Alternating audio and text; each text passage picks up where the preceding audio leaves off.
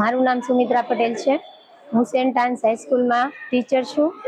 ગઈકાલે કરાટે જિલ્લા કક્ષાની કોમ્પિટિશન યોજાણી હતી।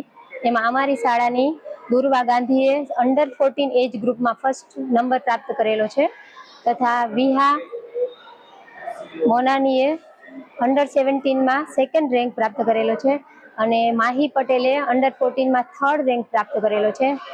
હવે આ ખેલાડીઓ અમારી શાળામાંથી રાજ્ય કક્ષાની સ્પર્ધામાં ભાગ લઈ અમારી શાળા તથા જામનગર જિલ્લાનું પ્રતિનિધિત્વ કરશે। મારું નામ દુર્વા ગાંધી છે।